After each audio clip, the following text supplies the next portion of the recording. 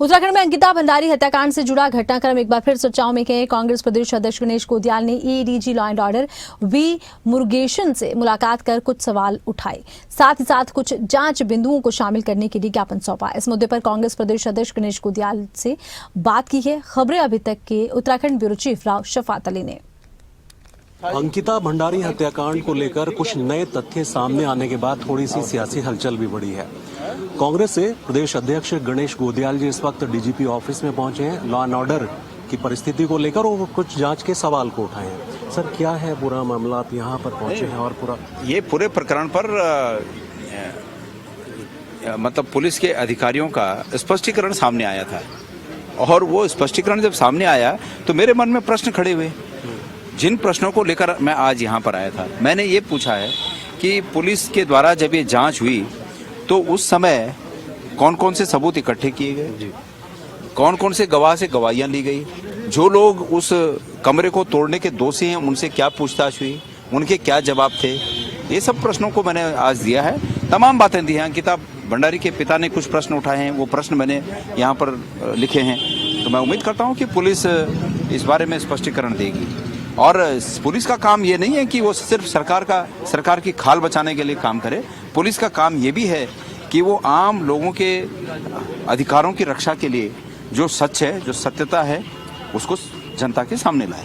Social media पर भी कुछ एक जंग देखी जा रही है, आपके खिलाफ कुछ पोस्ट आई हैं, तो आपके जो समर्थक हैं उन्होंने कहा कि इस पोस्ट को हटाया जाए। क्या ये एक षड्यंत्र लगता है? हाँ, षड्यंत्र ही है वो। ये षड्यंत्र वाली पार्टी है, ये षड्यंत्र के ही दम पे तो यहाँ तक पहुंचे हैं लोग। पर मुझे कोई चिंता नहीं है। चिंता तब हो, मेरे माथे पे चिंता की लकीरें तब उभरें कि जब उसमें थोड़ी भी हकीकत हो। अगर कुछ भी हकीकत है, आज अगर आपको लगता है कि कुछ ऐसी हकीकत होती तो गणेश गोदियाल खुला घूमता, ऐसा हो सकता था, लेकिन इसमें कोई हकीकत नहीं। कल मैंने कहा कि गणेश गोदियाल ने उत्तराखंड के गधेरों का पवित्र पानी पी रखा है और उसी प्रकार का पवित्र रक्त मेरी नसों में घूमता है। तो गणेश गोदियाल गंगा जल के समान पवित्र है और किसी के पास कोई ताकत नहीं है कि जो गणेश गोदियाल को इस तरह के गलत झूठे मुकदमों में, गलत झूठी बातों में फंसा सके। कोई ताकत। एक जो मुख्य आरोपी है, सरकार का मानना है कि वो तो जेल जा चुके हैं और सख्त कार्रवाई भी उन पर की गई थी। देखिए, वो जो मुख्य आरोपी है वो जेल जा चुका है, पर ये अंतिम रूप से सत्य नहीं है कि वही मुख्य आरोपी है। हमारी दृष्टि में मुख्य आरोपी और भी हैं और निश्चित रूप में मुख्य आरोपी ये भी अगर हैं तो सह आरोपी वो भी है जिसके लिए ये काम हुआ।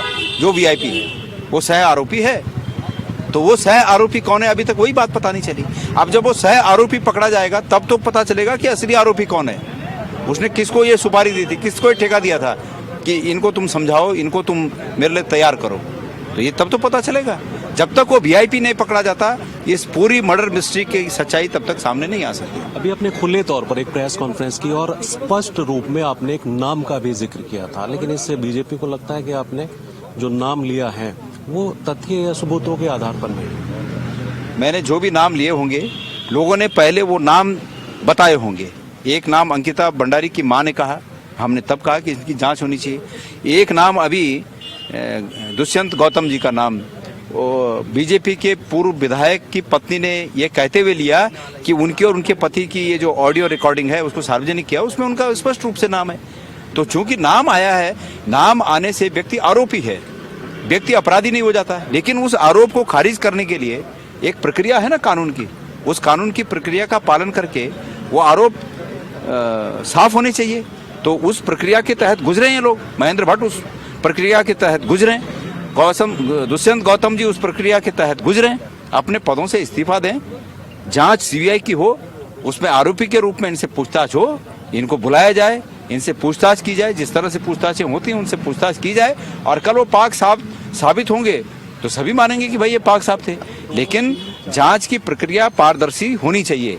जांच की प्रक्रिया बिल्कुल पारदर्शी नहीं है, आरोपियों को छुपाया जा रहा है और इस केस में निश्चित रूप में कोई न कोई वीआईपी है, इसको बिल्कुल नकारा नहीं जा सकता। बिल्कुल 100% ये सत्य है कि कोई न कोई वीआईपी है। एक आखिरी सवाल, आपने जो ज्ञापन सौंपा है, क्या आश्वासन मिला है आपको कि वो जो आपके बिंदु है? देखिए, मेरी बात सुनिए। आश्वासन, देखिए, ये इन्होंने जो स्पष्टीकरण पहले दिया, ये कौन से अपनी मर्जी से दिया? इन्हें ऊपर से बोला गया होगा कि तुमने स्पष्टीकरण देना है, बोलना है। अब चूंकि हमने इनको प्रश्न दिए हैं तो उन प्रश्नों का उत्तर भी वो ऊपर पूछ के देंगे। तो ये कह देना कि ये आश्वासन इनसे मिल जाए हमें कि ये जवाब दे देंगे, ये तो दिन में तारे देखने वाली बात है। तो हम ये उम्मीद करते हैं कि अपने आकाओं को पूछेंगे और आकाओं को पूछने के बाद जो उचित समझेंगे वो करेंगे, वो स्पष्टीकरण देंगे तो स्वागत है, नहीं देंगे तो दूसरे दिन भी आएंगे। शुक्रिया बात करने के लिए। तो कांग्रेस का जो डेलीगेशन है वो गणेश गोदियाल जी की अध्यक्षता में इस वक्त डीजीपी ऑफिस में पहुंचा। लॉ एंड ऑर्डर जो अधिकारी हैं उनको एक ज्ञापन सौंपा और सीधे तौर पर तो गणेश गोदियाल ये आरोप लगा रहे हैं कि वीवीआईपी का नाम छुपाया जा रहा है। कुछ जो तथ्य हैं, कुछ जो पॉइंट्स हैं, उन्होंने उस ज्ञापन में लिखे हैं कि इनको भी जांच में शामिल किया जाए और ये भी कि इस पूरे के पूरे मामले की जो अंकिता हत्याकांड मामला हुआ है उसकी सीबीआई जांच की जाए। कैमरा सहयोगी सौरभ के साथ मैं राव शफात अली, खबरें अभी तक, देहरादून।